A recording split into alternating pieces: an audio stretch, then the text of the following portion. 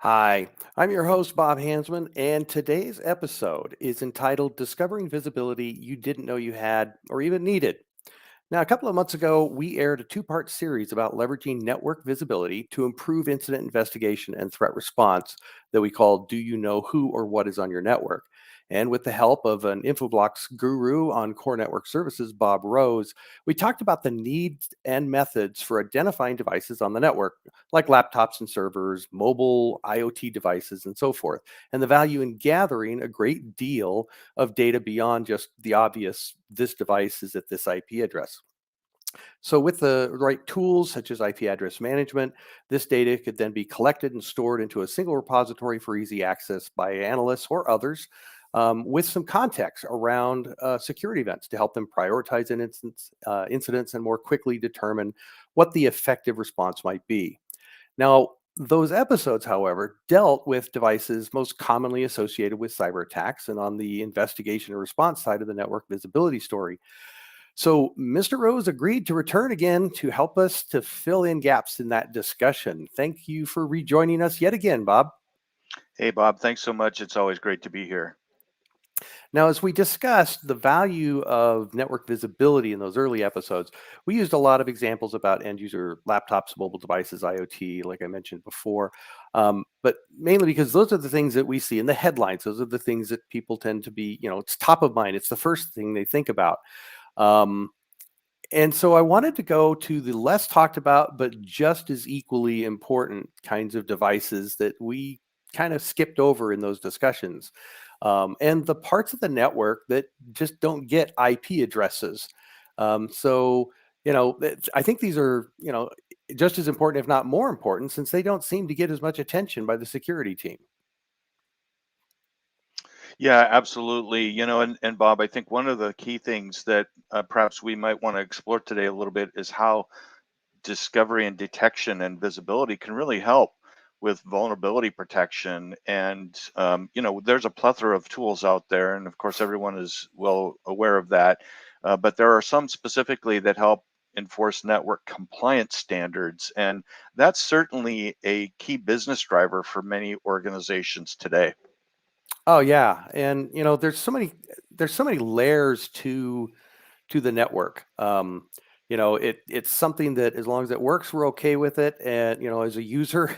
But when it breaks, there are so many aspects that can be broken, and that also means that they can be taken advantage of. If they can be broken by accident, they can definitely be broken and abused intentionally, which is what we see with cyber criminals. Both, we again, the headlines tend to be about stealing data and or doing ransomware encryptions, but sometimes disruption is their goal in itself. So I wanted to let's go talk about some other things. For example, SD WAN. Just I mean, these are massive networks. They're not. This is the original cloud, so to speak. Everybody's talking about cloud apps and cloud. The network infrastructure went cloud a long time ago. So in order to know, where I've got a security event and I want to know where that device is. Is it in my office? Is it remote? Um, and what role does the SD WAN play, and what kind of information can we get on that? Yeah, great question. And also talking about SDN as well. The ability for a platform to have the capability to have network integrations to go out and discover SDNs like Cisco ACI or SD WANs like Meraki or Viptela certainly can enhance and unify the hybrid IPAM visibility, especially for finding assets that are associated with branches or remote offices. And in the last 19 months, we've seen that a lot, especially with regard to the pandemic.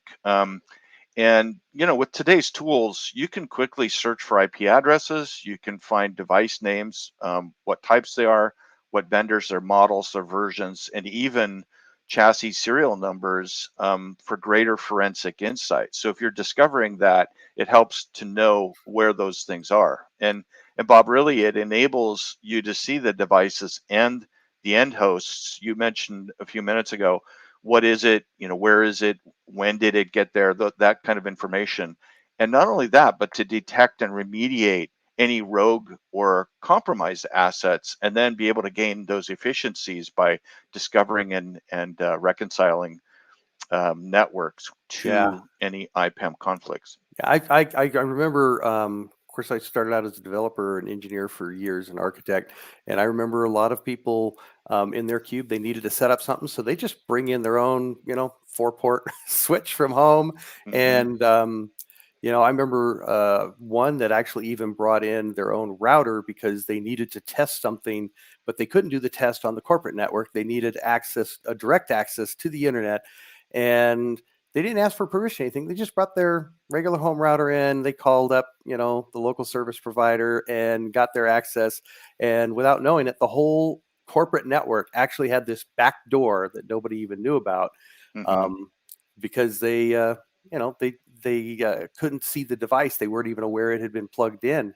And I imagine there's also update issues when they've got firmware they need to maintain on them and stuff like that. And that's some of the other information that I imagine we can collect here. Is that correct? Oh, absolutely. In fact, that's an excellent example that you just brought up. Not sure how much that's happening today, but from the perspective of compliance, and Hmm. especially with audit and enforcement of configuration standards that help prevent security exposures like that, that's really critical. Many companies have their own policies and compliance established, but it's important to have the ability to see this, and one way to do that is to have access to ad hoc reports or standardized reports that you get kind of on a regular basis, so you can see an asset, you can see something that's changed, or if one of those routers that somebody just happened to put on the network is there, and is it compliant? Most likely it won't be. Or perhaps what's the health? There's other details as well, so that you can really be better informed about really what's happening on your network. Yeah, because just my example on the switches, people tend to think of a switch as a relatively dumb device. Doesn't do a whole lot. It's important that it does what it does, but we don't think of them as being smart switches yet. In a corporate environment, they tend to be smart switches. They have a lot of capability that you don't realize. With great power comes great responsibility, and these Hmm. things can be abused. So just switches and knowing which ports. You've mentioned that in one of our earlier calls about being able to tell that this particular person or device is connected to this particular port on this particular switch. Hmm. And getting that to wired or wireless endpoints. Um, what else can you see when it comes to looking at what a switch has, and um, then we'll take a look at how that connects to security. Yeah, well, and again, this is, your point is well taken. It's just kind of a dumb device, right? But to have discover and visibility of a switch port is so important, especially in being able to track free and available and unused ports, but more importantly, those that are connected, as you mentioned, to wired or wireless end hosts. When you look at that, you can see basic things like the IP and MAC addresses, the admin and operation status, if they're up and down, the switch port description. You can also see VLAN configurations, their IDs, their names, the data VLANs and voice VLANs, beginning and the ending of those ranges, sites, along with extensible attributes or metadata or meta tags that are associated with switches and ports. And that's really important. You were mentioning about us from a security perspective, because if you're talking security and compliance, being able to discover and track, that really enables you to identify if there's a rogue or compromised endpoint, so you can take immediate corrective action. For example, which switch port or wireless access point is a rogue or compromised end host attached to, and where has it been for any period of time? You need to know that. Or perhaps, does a discovered asset require quarantine, which might be something that's pretty important. Or perhaps, which unmanaged assets were discovered that we didn't know about? T-Mobile, I think we talked on a previous um, podcast. They found out about that in a very hard way. So obviously, the sooner you're able to detect a vulnerability, you can remediate to remove any kind of risks or exposures. Well, and there's certain, a lot of the ways that an organization will use VLANs is they will put certain, divisions of the company on their own VLAN. I worked with a company that is one of the big global organizations that ship packages all over the world, and they have huge data entry uh, departments where my wife actually even worked in one Christmas when we were young and starting out and trying to earn a little extra money, and she just showed up, and for 8 hours a day she was on this device just taking all these pieces of paper that people signed and came in and entering them into the computer. But they were on a separate VLAN, and those devices were so at risk because she had her 8 hour shift, and when she left, another person came and sat at the exact same desk, used the exact same login, and just took over from him. It was a 24-hour station. And there were over 1,000 of them in this one building, and they had several buildings around the world. So, there's organizations that they have sections of their organization that need to be on a VLAN. And I imagine that, another security risk is when these devices, we're getting more mobile, all of a sudden it shows up on a different VLAN. Hmm. Or in a security situation, I think I would want to know that, hey, one of my automatic responses, automation is becoming a bigger thing. Um, and so when I see a certain kind of an event, maybe I don't want to kick that person off because they're an executive or something and just shut them down, but I might move them to their operation. It's now on another VLAN. So I've kind of degraded the chance of their infection spreading laterally by moving them to a VLAN with less visibility, but still allows them to work. There's a lot of different plays that a VLAN comes into, and if I was doing the analyst job, I think I'd want to know when this occurred, where was that person? Hey, we saw an incident that 30 minutes ago should have put them on a different VLAN. Why were they not moved? Then you find out that they threw a fit, and somebody manually went and put them back on the main network because they threw a fit. I'm actually remembering a specific incident, by the way, as I'm relating this story. And so they didn't even question it. Guy with power says, I want to be back and have all my power back. And so they gave him his power back. And about 30 minutes later, bad things started happening. We're just going to leave it at that. Bad things started happening. Yeah, that's an interesting anecdote, and as we're talking about VLAN, VLAN visibility obviously gives you better control, better data management, insight. You can look and see exactly what's going on. You can filter on names. You can look at IDs to see exactly who it is. What about start and stop ranges? You can see exactly that information, sites, and more.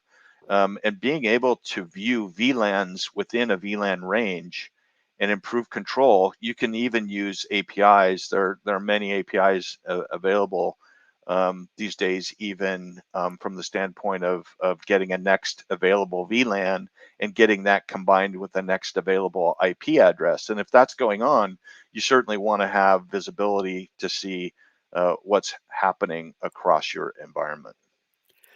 Now, one last thing on this issue of tracking and knowing about things that are not normally just tracked by IP addresses, because a lot of our earlier discussions were again all about IP address based devices, whether they be mobile or IoT or just your typical computer laptop. Um, but there's also, and this is actually, I guess, this is one of Infoblox's uh, core competencies is for over 20 years, DNS and DHCP. In addition to the IPAM, the DNS and DHCP, those objects and that information, um, you know, we need to. I mean, there's the transactional stuff, but there's also discovery, and that's part of this topic and how this varies and differs from what we talked about a couple of months ago. We're talking about the ability to do some discovery. Which becomes more important when you get into really complex multi-vendor kind of deployments, right? Yeah, absolutely. And it's not just any discovery, it's auto discovery. Everybody's dealing with limited resources these days. And, there's so many things coming onto the network at all various times, on and off. And so having auto discovery really helps ensure that what is part of your infrastructure, and infrastructures are becoming, as you mentioned, even more complex. There's multiple vendors, there's multiple operating systems, and so what's really critical, not only is that it's automated, but it's agnostic, so that it doesn't matter which vendor. Your discovery is going to give you the visibility and enable conversion of IP networks and addresses into those managed objects. And once you discover it and you can convert that to a managed object, now you have a whole lot more capability. In fact, discovery is much more than just a simple ping sweep. You can get robust information on DNS, DHCP, host objects, devices, both physical, virtual, models, OS, versions, interfaces. There's just a ton of information that's out there, and especially working with objects, you have that capability. And in addition, you can receive up to the minute information on aspects like routers and subnets and VLANs and all sorts of other things. So anytime a new device attaches to the network, it can be discovered, so you can begin collecting information on that. Well, I wanted to chime in there because you particularly mentioned virtual. You've mentioned this on previous calls, but I want to also dig into this because we're talking about, IT now. They now put a lot of their stuff in like Amazon, so it's all in the cloud, and it's a virtual machine, not on their network, not on their hardware. And yet this discovery can pull that kind of information in. So even though it's not in your facility, and you may not actually know where it really is, but you can still discover it and get that kind of information on VM instances, no matter where they are. Is that correct? Yeah, absolutely. In fact, one of the trends that we're seeing, there's still a section of the market, of course, that's interested in having on-prem hardware, but more and more what we're seeing is virtualization. There's just so many advantages for virtualization, and companies are kind of trending in that direction. They've been doing it actually for quite a long time, but to be able to have discovery on virtualized machines is part of what we're talking about. And it's not only just being able to determine, layer 2 physical or layer 3 logical networks devices, but to more importantly, I think, Bob, is to understand how these complex components actually are connected on the network. Because if you understand how they're actually connected, it helps you manage the changes that go on, the configurations, as well, both for traditional networks and, as you mentioned, virtualized networks using, technologies like VRF, virtual routing and forwarding, which allows multiple routing tables and multiple forwarding instances on the same router. And we're seeing more of that. And I think that that's a key thing. And in addition to the device visibility, you can also detect end hosts and connected to physical switches, and you can get now both a current view, but you can also get a historical view as well. And that becomes really important, especially if you're doing forensic investigation. Oh yeah, yeah. I mean, particularly in today's world where um, I still think it's not the norm, but it's common enough that we call it common, that you're going to find out about your breach that happened 2-3 months ago. And we just had uh, oh, I'm blanking on who it was that just found out that originally said, well, it looks like it happened last November, and then it was a year ago, and now they realize that it's been in for 2 years. It's been on their system. And to your point about knowing how things are connected, too many security products just give you the information about this endpoint and this endpoint and this server. Those are the three things. But how did it get between them? How are they connected? Because that's when you start realizing that in order for it to get from point A to point B, it had to compromise something else. Because these threats also, they will compromise devices, do what they need to do with it, then they clean up after themselves and then move on. And we've even seen some that they were able to take advantage of a device because the firmware hadn't been properly updated. They took advantage of vulnerability. And before they moved on, they updated the firmware. So you couldn't, if you weren't tracking your firmware revisions, you wouldn't have known that. because then you'd be scratching your head. Hold it, we didn't do if we did do updates, that was on a weekend when nobody was here, kind of a thing. So I mean, there's so many parts to this that, yeah, a lot of small, medium companies, they are lucky if all they can do is just identify all the endpoints that might be compromised, get them off the network, get them cleaned up, and get them back into production with minimal impact on the organization. But most organizations, and more, they need to know how it happened. What did it do while it was here? Those questions require all of this. Well, Um, yeah. yeah, yeah, absolutely. I was just going to mention too, as you were saying that, is, if you have the ability to sync up what's going on, both from a discovery perspective, but pull that into an authoritative database, right? And so now you can see everything, and it also picks up any extensible attributes or meta tags that have been added by the IT team. It really becomes so much more robust and gives you almost so much more insight, and it's just more than just collecting information.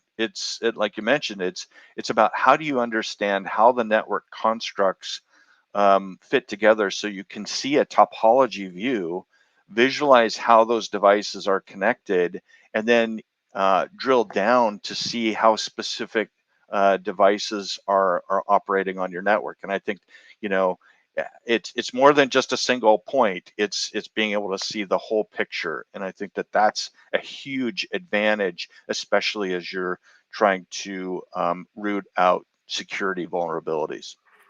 Well, we're in the latter half of this broadcast, and I don't want to force you to have to come back to fill in more gaps. So, a couple other things I had on my notes that I want to make sure we talk about. One, you've actually been referring to it here about having all of this stuff in one place in an IPAM database. That can support all that extensible data. That's invaluable. But another thing that I thought was important about the stuff that you work on is your information. You can share that. You have open APIs so that you can share that with any other kind of solution. So whether it's a security solution that might need that information for context, like a threat hunting tool, or something like a SIM, or even SOAR for automation, where you may not want to automate just based on this event happened, let's do that, but you might want more context before you decide, Mhm. should we do that?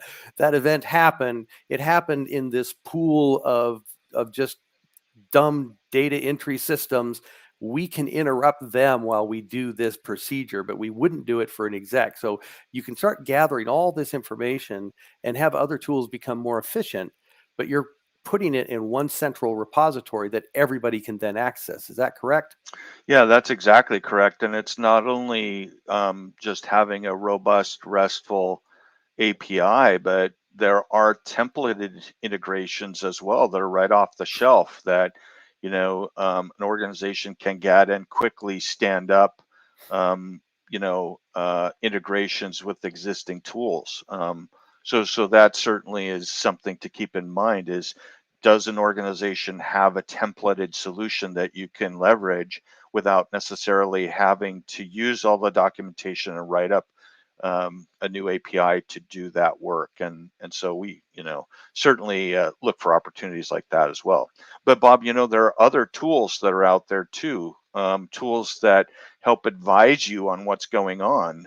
Many organizations keep track of spread by spreadsheet, uh, you know, s- end of life and end of service of different types of devices. And the question becomes, how do you eliminate device vulnerabilities with an automated security and lifecycle management solution, one that can certainly integrate with DNS, DHCP, IPAM, and automatically discover device vulnerabilities quickly and easily, because it certainly saves time and effort. And anybody that's had to do this, it eliminates all the tedium, all of the manual processes of collecting and aggregating RSS feeds and emails and cross-tabulating those vulnerabilities across a multitude of device models and OS versions to ensure that your network is really secure and up to date. Oh yeah, I mean, out of date things that are missing patches. We talk about vulnerability, but you flat out have a lot of devices that are on your network that they may no longer even be supported. They don't have the latest patches because there aren't any patches for them. And I'm used to a lot of companies, they'll track this kind of thing in a spreadsheet. But with today's organizations and the number of devices that they have to manage, even with going to the cloud, they still tend to have more devices. There was one organization I was talking to that they said that almost their entire data center is now in the cloud, but with IoT and now they've got, computer managed lights, heating, all the, every key badge on every door, every one of those is a device. Their network still has almost 10 times as many devices. I think he said 8 times as many devices as he was managing only 10 years ago. And they've already moved all their servers and everything to the cloud. It's just a nightmare to manage, and those spreadsheets don't work anymore. Well, that's true, and also there's product security incident response team notifications. They're PCERTs, which folks are, I'm sure, aware of. Those notifications help you find devices and applicable security bulletin vulnerabilities for real-time policy violation alerting. You got to have that, and to incorporate that from an automated perspective, it's awesome. But there's also common vulnerabilities and exposure reports, CVEs, that can help find devices and applicable vulnerabilities and exposures as well to help you reduce security risk and compliance issues. Yeah, this is where the security function comes in, because if you're pulling that together, it kind of goes to my earlier point. If it's all in one place, this now can be shared with like automation tools or with just anything. It's pretty straightforward that, hey, this device is out of compliance. Let's have our vulnerability tool do the update. Let's have, there is no update because it's out of support period. Let's get a ticket put into ServiceNow. There are so many things that you can have automated when this information is in a database and not a spreadsheet. And it just frees up people. It just frees up people to go do so many other things by eliminating the manual part. Yeah, and especially, the automation portion of that, more and more becoming automated, having outdated, obsolete network components on, can you imagine if you're getting a report on an ongoing basis? It's really in the area of lifecycle management. It's end of support, and now you've got something on your network that's not being patched anymore. That's certainly a vulnerability you want to be aware of. And can you imagine if you're having to manually manage and track that and take remediative action on it? It becomes really difficult. So if you can just automate that whole process, it becomes preventative, but it also helps you stay aligned again with exactly what's going on your network. Yeah, and this is a great second check. I want to kind of wrap this up with the last point that I wanted to highlight, and that is on discovery, which is what we've been talking about today. In the past, we've simply been talking about all the information that you can collect, but not so much about how. The SANS Institute has done a number of papers in this area, and they recommend that if you want to really know what's on your network, you need to have 2 methods of doing it. One is like DHCP, where anything that connects and asks for an IP address, you should identify it immediately so you know what's on your network and you can do any validation, zero trust. But then there's the discovery piece, which, like you said, it's not just a ping or scheduled. There are several ways that you can just go out and discover the things that might have been missed before. Because anybody who's been in networking long knows that everything's supposed to work a certain way, and it never really does. There's always going to be a few things that get missed. Even vulnerability patches, removing old software. I remember just doing that, where I'm using the tool in the product that says remove this product, and I issue it, and 1,000 PCs are supposed to be uninstalled. And a little bit later on, we discovered about 20 some odd, it's still there, even though the install or the uninstall was run properly. Patches, they don't always work. So having this is another layer of validation, if nothing else, on top of that.